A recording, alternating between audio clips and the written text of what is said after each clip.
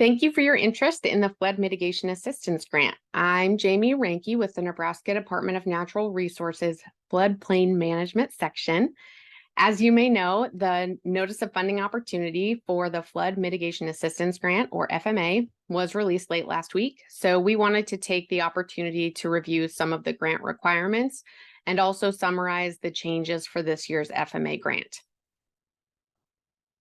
The FMA priorities are to reduce or eliminate the risk of repetitive flood damage, specifically to structures insured under the National Flood Insurance Program, or NFIP. It's a nationally competitive grant that's offered on an annual application cycle. The overall goal is to strengthen national preparedness and resilience. And as of last year, the FMA grant was realigned to better serve disadvantaged communities by increasing the federal cost share to 90%, even up to 100% in certain situations. And this disadvantaged community definition is based on the average CDC Socially Vulnerable Index, or SVI score, being not less than 0.5001. And we'll talk about that a little bit more. The FY2023 FMA funding again sits at $800 million for the nationally competitive grants. Of that, $60 million will be allocated to capability and capacity building activities, and we'll go through these in the coming slides. $520 million will be allocated to localized flood risk reduction projects, and $220 million will go to individual flood mitigation projects. The eligibility requirements for FMA: DNR serves as the applicant and applies on behalf of the sub-applicant.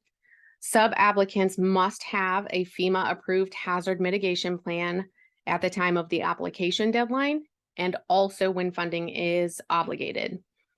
The sub-applicant must also participate in and be in good standing with the NFIP. They must also ensure all structures included in the project sub-application are insured under the NFIP before, during, and after the mitigation. They must demonstrate funds are available for the non-federal cost share and must submit a notice of interest to NEMA or to NeDNR by October 31st of 2023. We will take a few minutes to go through the FMA project types, the first being capability and capacity building activities, which again, $60 million will be selected in eligible activities. And these projects are given new priority to enhance the knowledge, skills, and expertise of the local community to expand or improve the administration of flood mitigation assistance. Examples of this activity can include developing or updating hazard mitigation plans, and this can happen for a state mitigation plan, which is capped at $50,000, or a local mitigation plan, which is capped at $25,000. It can also be used to support technical assistance to states, which is capped at $50,000. It can be used for project scoping, which is capped at $900,000, and project scoping would include developing community flood mitigation projects, individual flood mitigation projects that will reduce flood claims against the NFIP. It could include conducting meetings, outreach, engineering, environmental feasibility, BCA, activities that lead to project applications. And again, that's capped at $900,000. In addition, partnership development is included in this category, enhancing local floodplain management, and severe repetitive loss and/or repetitive loss strategy plan development, which is capped at $300,000. The CNCB cost share is 75% federal, but can be up to 90% federal cost share funding if the average CDC SVI score is not less than 0.5001 for the benefiting area. It has to be substantiated by a benefiting area map, which you can find more information about in the Notice of Funding Opportunity, and the activity must be funded by the Bipartisan Infrastructure Law. And FEMA, for this particular criteria, considers the CDC SVI score using 3 SVI themes: socioeconomic status, household characteristics, and housing type and transportation. Localized flood risk reduction projects address community flood risk for the purpose of reducing overall NFIP flood claim payments. This allows for phased projects when projects are complex and require technical or environmental and historic preservation coordination. There's a $50 million activity cap per project sub-application. Some previously identified mitigation projects that would qualify under this category would be localized flood control, flood water storage and diversion, floodplain and stream restoration, and stormwater management, wetland restoration and creation. Localized flood risk reduction project cost share, again, 75% federal cost share funding, no matter what, but up to 90% federal cost share funding if the average CDC SVI score is not less than 0.5001 for the benefiting area. Again, substantiated by a benefiting area map, and the activity must be funded by the bipartisan infrastructure law. And lastly, the individual flood mitigation projects. These focus on mitigating the risk of flooding to individual NFIP insured structures. They typically focus on acquisition, demolition or relocation, elevation, and mitigation reconstruction or flood proofing. And that can be wet flood proofing or dry flood proofing, where wet flood proofing applies to non-residential structures, and dry flood proofing would apply to non-residential structures or historic residential structures. There's no federal activity cap for this, for the individual flood mitigation projects. All structures included in the sub-application must be insured under the NFIP before, during, and after mitigation, and a maximum of 10% of the total application budget can be submitted for applicant management costs, and a minimum of 5% of the total sub-application budget can be submitted for sub-applicant management costs. Again, the cost share, the federal cost share starts at 75%, but it can be increased up to a 90% federal cost share for properties located in a census tract with a CDC SVI score not less than 0.5001. And the project is funded by the bipartisan infrastructure law.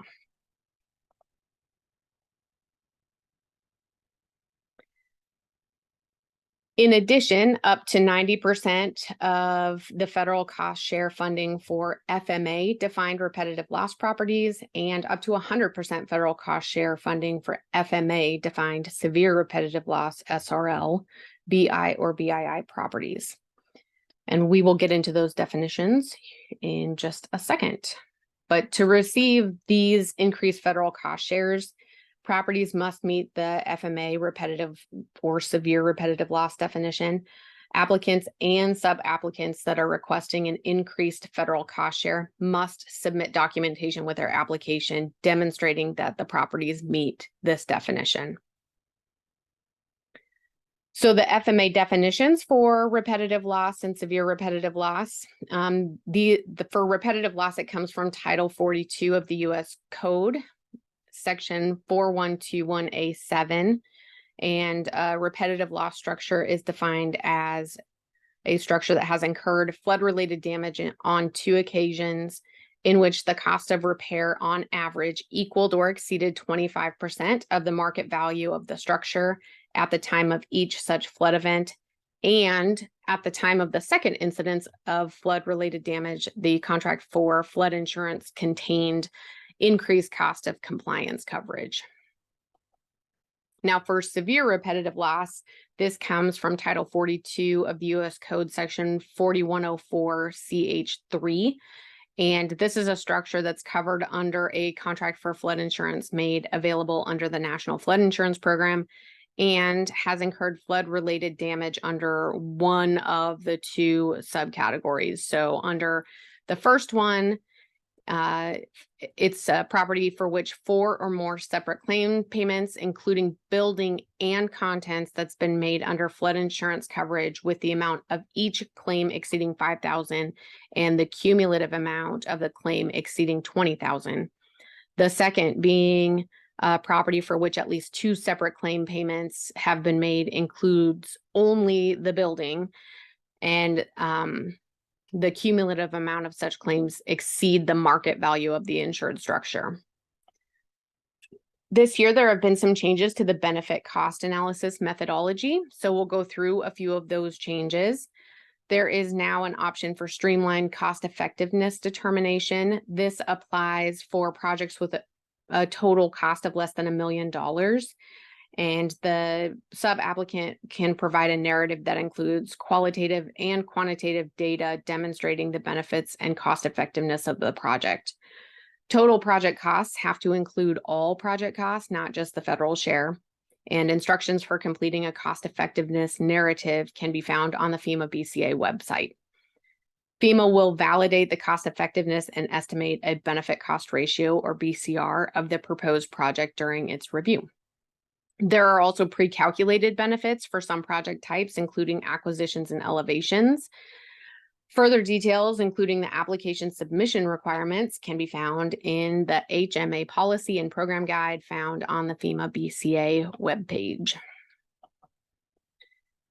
Additional methodology changes. There is a benefit cost analysis assistance category where FEMA will review the hazard mitigation project sub-applications during the pre-award process, as long as those projects are competitive and would otherwise meet eligibility for the specific community or jurisdiction, but they were unable to calculate the benefit cost ratio. And in this instance, the specific community or jurisdiction would include a small and impoverished community as defined in 44 CFR 201.2, a federally recognized tribal government, or a sub-application for a hazard mitigation project within or primarily benefiting a community disaster resilience zone as defined in 42 U.S. Code section 5136A1. FEMA in these instances may assist these specific communities or jurisdictions with developing the benefit cost analysis, and projects with a total cost of less than $1 million that qualify for this assistance do not have to submit a cost effectiveness narrative. And lastly, the benefit cost analysis. If the previous options don't apply, a benefit cost analysis is required.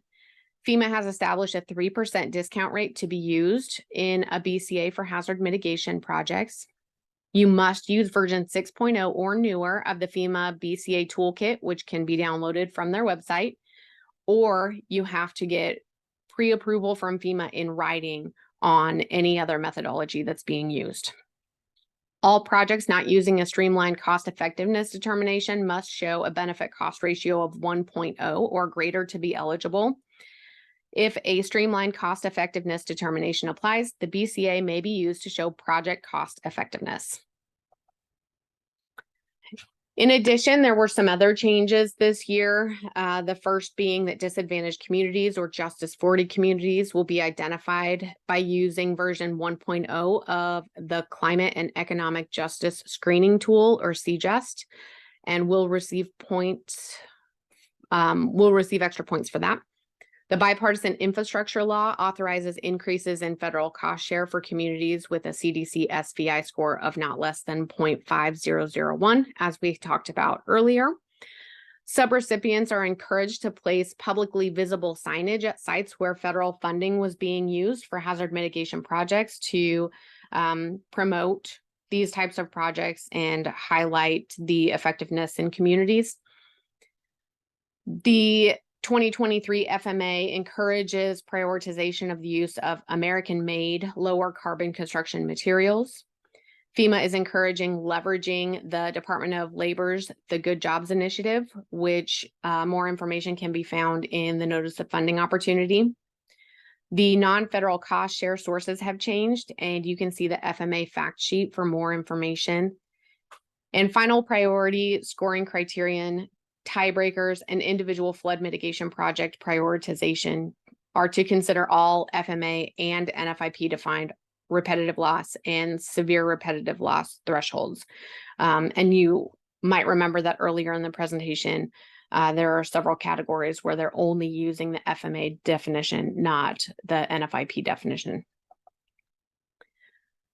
So for scoring, there's prioritized order and final priority scoring criteria changes. For C and CB activities, points will be given to Justice 40 communities or community disaster resilience zones. Points are given if the sub-application includes public and private sector partnerships. And to break a tie, FEMA will use CJUST, Community Disaster Resilience Zone, or the total dollars in NFIP claims paid in the jurisdiction in the past 5 years. Localized flood risk reduction projects, again, points are given to Justice 40 communities or community disaster resilience zones. Points will be given if the sub-application was generated from a previous FMA C and CB activities award. Points will be given if a sub-application includes public and private sector partnerships. And to break a tie, FEMA will use CJUST, Community Disaster Resilience Zones, or the total dollars in NFIP claims paid in the jurisdiction in the past 5 years. Individual flood mitigation projects that will mitigate flood damage to at least 75% of structures included in the sub-application that meet any of the FMA and or NFIP defined repetitive loss and severe repetitive loss thresholds. Points are given to Justice 40 communities or community disaster resilience zones. And points are also given if the sub-application includes public and private sector partnerships. A few resources are available on FMA. So if you're interested in learning more, please see DNR's website for more information. We have a specific flood mitigation assistance grant page that identifies everything for 2023. In addition to that, FEMA has a number of different options, whether it be an email or a phone call, to get help on various items associated with applying for this grant. So feel free to reach out to any of these for additional assistance.